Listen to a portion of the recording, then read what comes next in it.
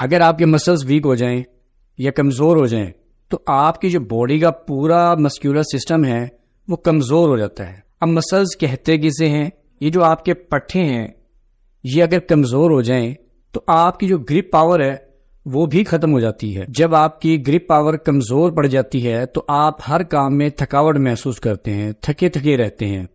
پھر آپ ماضی بھی یاد کرتے ہیں کہ جب میں جوان تھا تو میں کسی کو مکہ مارتا تھا تو اس کا جبڑا تھا نا وہ ٹوٹ جاتا تھا، لیکن اب اگر میں ایسا کچھ کرتا ہوں، اسے مکہ مارتا ہوں تو اس کا دانت تک نہیں ہلتا. تو ایسا کس وجہ سے ہو رہا ہے؟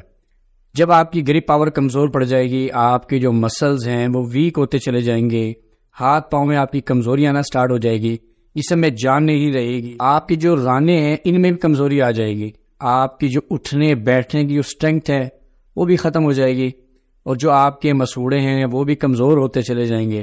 آپ کے جو دانت ہیں وہ عجیب طریقے سے ہلنا شروع ہو جائیں گے، گرنا شروع ہو جائیں گے. تو ایسا کیوں ہوتا ہے؟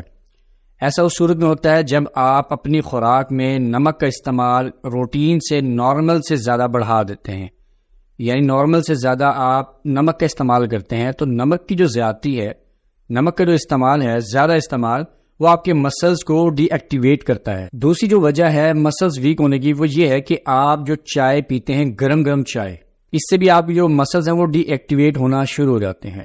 تیسری جو وجہ ہے کہ آپ ایک تو کھانا جب کھاتے ہیں تو کوشش یہ کریں کھانے سے آدھا گھنٹہ پہلے پانی پئیں، اور کھانا کھانے کے کم سے کم 2 گھنٹے بعد پانی پیا کریں. جب آپ درمیان میں پانی پیتے ہیں یا لاسٹ میں پانی پیتے ہیں، اور گرمیوں میں خاص کر ٹھنڈا پانی پیتے ہیں، تو آپ کے مسلز تباہ ہونا شروع ہو جاتے ہیں. ایک وجہ یہ ہے کہ جب آپ نہا کے باہر نکلتے ہیں اور ٹھنڈی ہوا میں آتے ہیں تو اس سے بھی آپ کے مسلز پر برا ایفیکٹ پڑتا ہے. یہ جو چیزیں میں نے آپ کو بتائی ہے، آپ نے کوشش یہ کرنی ہے ان پر عمل کرنا ہے، یعنی کھانے کے 2 گھنٹے بعد پانی پینا ہے، نہا کر فوراً ٹھنڈی ہوا میں نہیں آنا، گرم گرم چائے نہیں پینی. تو ان سے آپ نے احتیاط برتنی ہے. دوسرا، آپ نے کوئی مہنگے نسخے استعمال نہیں کرنے، اور نہ ہی مہنگی میڈیسن لینی ہے. آپ نے استعمال کرنی ہے دار چینی. جی ہاں، دار چینی.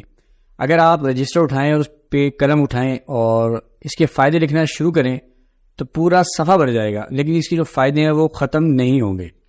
آپ دار چینی کے فائدے سماعت فرمائیں. دار چینی سب سے بیسٹ ہے ڈائبٹیز کے مریضوں کے لیے، جو ٹائپ 2 ڈائبٹیز والے ہیں ان کے لیے.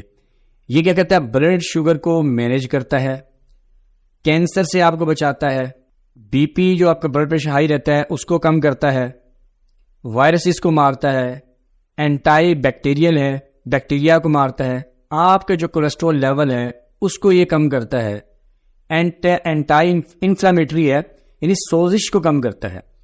جب آپ تلی ہوئی چیزیں کھاتے ہیں تو آپ جو ہارٹ کی جو اندرونی تہ ہے، دل کی جو وینز ان کی جو اندرونی تہ ہوتی ہے، اینڈوتھیلیم، وہاں سوزش آ جاتی ہے اور پلیکس بننا سٹارٹ ہو جاتے ہیں، تو اس سوزش کو یہ کم کرتی ہے.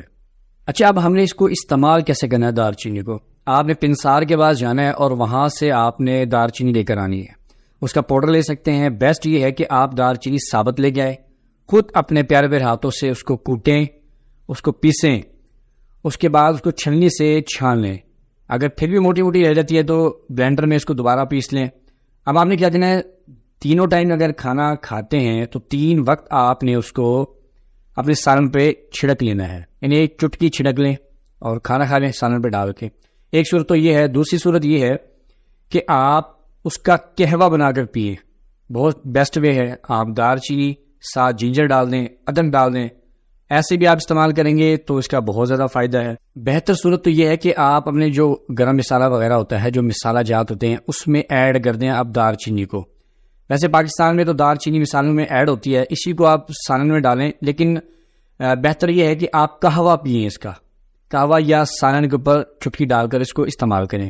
اگر آپ کی جو مسوڑے ہیں وہ لوز ہو گئے ہیں تو آپ نے طرح طرح کی میڈیسنز نہیں لینی. آپ نے پانی کے ساتھ چٹکی لے کر یہ جو دار چینی ہے اس کے غرارے کرنے ہیں 5-7 منٹ تک، یعنی کئی بار کر لیں آپ غرارے. تو اگر آپ 1 مہینے تک اس کا استعمال کریں گے تو آپ بھی دیکھیں گے جو آپ کے مسوڑے ہیں وہ مضبوط ہوتے چلے جائیں گے. جب آپ کے مسوڑے مضبوط ہو جائیں گے تو جو آپ کے دانت ہیں وہ بھی اپنی جگہ ٹکے رہیں گے. اچھا، کچھ اکثر خواتین شکایت کرتی ہیں کہ جو جوانی میں 30-35 سال پہلے، 20-25 سال پہلے بڑی خوبصورت ہوا کرتی تھی، اب ہماری جو ہے نا یہ گال لٹک گئے ہیں، گردن کی کھال لٹک گئی ہے، عجیب سا چہرہ ہو گیا ہمارا، تو کیا ہم کریں؟ تو باہر ممالک میں بہت سارے لوگ، خواتین اور میل بھی، وہ کیا کرتے ہیں، اس کا پیسٹ بناتے ہیں دار چینی کا. اب آپ نے دار چینی کا پیسٹ کیسے بنانا ہے، آپ نے 3 چمچ لینا ہے شہد اور 1 چمچ لینی ہے آپ نے دار چینی کا پاؤڈر. اس کو آپ نے مکس کر لینا ہے. مکس کرنے کے بعد آپ نے اسے مائکرو ویو کرنا ہے، اسے 30 سیکنڈ کے لیے گرم کرنا ہے اور اتنا ہلکا سا گرم کرنا ہے کہ قابل استعمال ہو. اس کے بعد آپ نے پیسٹ منہ پر لگا لینا ہے، چہرے پر. اس کے بعد کیا ہوگا، آپ نے اسے 10 منٹ تک لگا رہنے دینا ہے، اسے صاف کر لینا ہے. آپ 1 مہینہ یا 2 مہینہ آپ کو استعمال کر کے دیکھیں، آپ کی جو سکن ہے وہ گلو کرے گی، سافٹ ہو جائے گی، نرم ہو جائے گی. جو آپ کی جو جلد لٹک رہی ہے وہ سیٹ ہو جائے گی.